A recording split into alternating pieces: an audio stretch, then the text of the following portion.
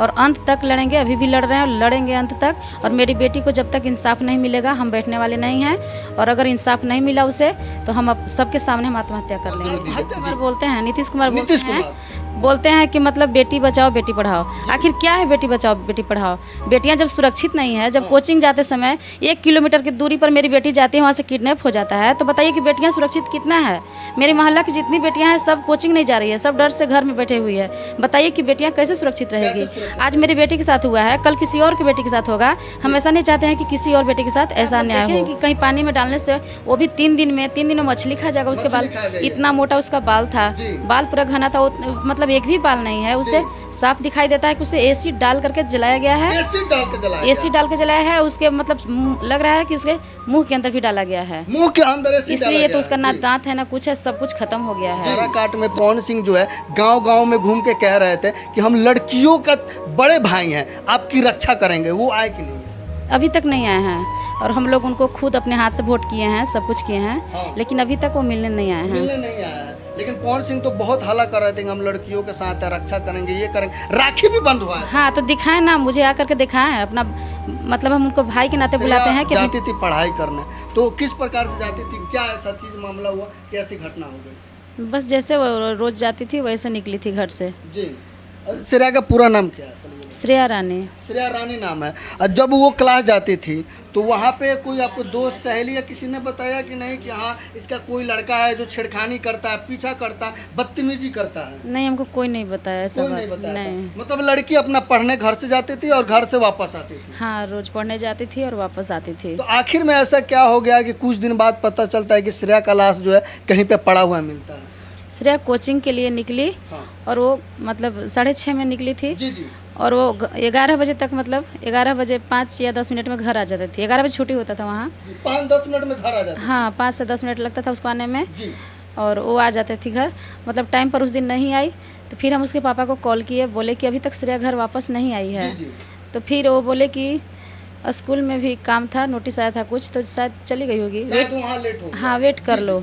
फिर हम उसको 10-20 मिनट तक वेट किए, फिर नहीं आई। धूप भी बहुत ज़्यादा था, मतलब तो हमको शक होने लगा कि कहीं शायद लुक मार दिया, गिर गई, इसलिए फिर हमको शक होने लगा। और हम बोले कि श्रेया का तबीयत तो उन्होंने ख़राब नहीं हो गया। फिर उसके पापा को कॉल किया कि नहीं अभी तक नहीं आई। जी। आपने श्रेया को फ़ोन नहीं किया?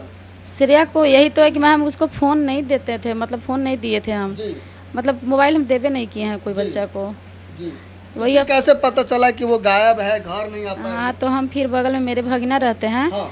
तो पहले इसके पापा को बताया तो पापा बोले कि ठीक है मुकेश को भेज दो और बाबू को भेज दो पता करने के लिए। फिर उनको हम भेजे वहाँ कोचिंग में। तो कोचिंग में गए तो उन्हें वहाँ से पता चला कि मेरी बेटी वहाँ पहुँची नहीं है।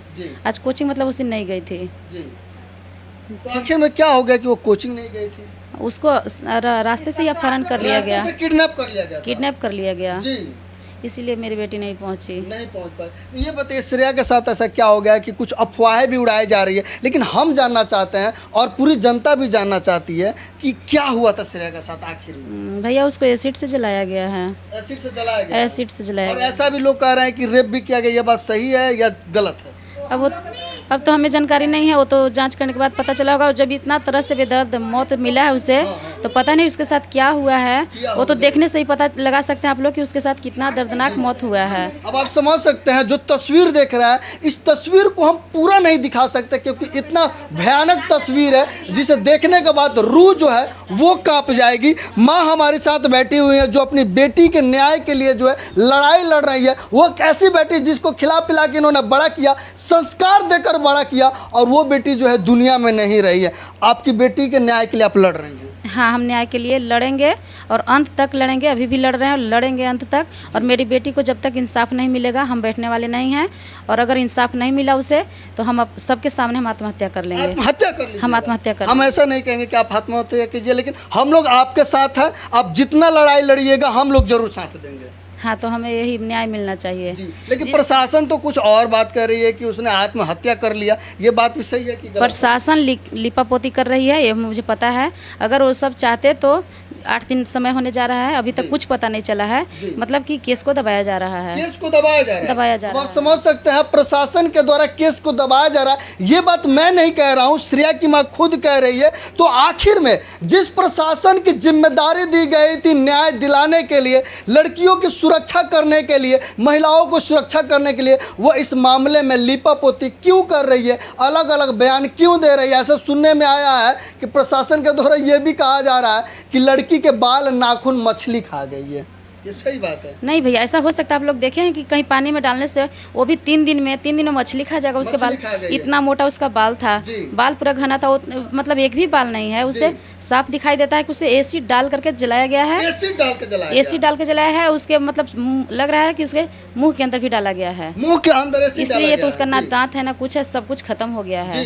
लेकिन प्रशासन नहीं मान रही। वो तो करे कि एसिड वाली बात पूरा अफवाह गलत है ना। आप लोग पता करिए, आप लोग क्यों आप माँ है, आपको भरोसा है कि नहीं? हाँ, हमको पूरा भरोसा है। आपको अपनी बेटी पे भरोसा है कि नहीं? बेटी पर पूरा भरोसा है और आप सब पे भी भरोसा है कि आप सब मदद कीजिए। और इस बेटी को अब मेरी बेटी नहीं, सिर्फ पूरा देश की बेटी हो चुकी है और उसे न्याय मिलना चाहिए। न्याय मिलना। और मान लीजिए प्रशासन इस मामले में जो है हाथ खींच लेती है, न्याय नहीं मिल पाता, तो माँ क्या करेगी अपनी बेटी? माँ सबके सामने हम बोले ना कि हम आत्महत्या कर लेंगे। न, अगर मेरी श्रेया को इंसाफ नहीं मिला तो हम आत्महत्या करेंगे, सबके सामने करेंगे और पूरा दुनिया को पता चलेगा। न्याय चाहिए। सही बात है, न्याय चाहिए ही चाहिए, क्योंकि श्रेया सिर्फ अब इनकी बेटी नहीं, पूरे देश की बेटी है। और पूरे देश की जनता से सवाल भी है कि लड़कियां कब तक सुरक्षित नहीं रहेगी, प्रशासन आखिर में कब तक लापरवाही बरतेगी और कब तक लड़कियां घर के अंदर 4 दीवारी के अंदर बंद रहेंगी। ये आप सभी के सामने भी सवाल है और हम श्रेया के साथ है। आप श्रेया के साथ है कि नहीं, कमेंट करके जरूर बताइएगा। और आप इस वीडियो को ज़्यादा से ज़्यादा शेयर कीजिए ताकि प्रशासन सरकार पे दबाव बने श्रेया के न्याय के लिए। हम न्याय के लिए खड़े हैं, आप न्याय के लिए खड़े हैं कि नहीं है? अपना विचार जरूर दीजिए। नीतीश कुमार बोलते हैं कि मतलब बेटी बचाओ बेटी पढ़ाओ। आखिर क्या है बेटी बचाओ बेटी पढ़ाओ? बेटियां जब सुरक्षित नहीं है, जब कोचिंग जाते समय 1 किलोमीटर की दूरी पर मेरी बेटी जाती है, वहाँ से किडनैप हो जाता है, तो बताइए कि बेटियां सुरक्षित कितना है? मेरी मोहल्ला की जितनी बेटियां हैं सब कोचिंग नहीं जा रही है, सब डर से घर में बैठे हुई है। बताइए कि बेटियां कैसे सुरक्षित रहेगी? आज मेरी बेटी के साथ हुआ है, कल किसी और की बेटी के साथ होगा। हम ऐसा नहीं चाहते हैं कि किसी और बेटी के साथ ऐसा अन्याय हो। लेकिन नीतीश कुमार जी अब बयानबाजी खाली कर रहे हैं, न्याय नहीं दिला रहे हैं। नहीं, सभी से हम बोलते हैं कि अब मेरी बेटी को इंसाफ दिलवाइए। जिस तरह से निर्भया को 7 साल लग गया था, उतना 7 साल नहीं लगना चाहिए। और जितना जल्दी हो सके मुझे इंसाफ चाहिए। सभी मिलकर के मुझे इंसाफ दिलवाइए। माता जी, एक और सवाल रहेगा। इस काराकाट में पवन सिंह जो है गांव-गांव में घूम के कह रहे थे कि हम लड़कियों का बड़े भाई हैं, आपकी रक्षा करेंगे, वो आए कि नहीं है? अभी तक नहीं आए हैं और हम लोग उनको खुद अपने हाथ से वोट किए हैं, सब कुछ किए हैं। लेकिन अभी तक वो मिलने नहीं आए हैं। लेकिन पवन सिंह तो बहुत हल्ला कर रहे थे कि हम लड़कियों के साथ रक्षा करेंगे, ये करेंगे। राखी भी बंद हुआ है। हाँ, तो दिखाएं ना, मुझे आकर के दिखाएं अपना, मतलब हम उनको भाई के नाते बुलाते हैं कि अपनी बहन को दुख समझ करके और आए और हमसे मिलें। जी, तो ये बड़ी सवाल है कि जिस काराकाट से पवन सिंह दावा करते थे कि खासकर लड़कियां उनकी छोटी बहन बड़ी बहन है और वो रक्षा करेंगे, तो अब तक पवन सिंह कहाँ है, ये बहुत बड़ा सवाल है।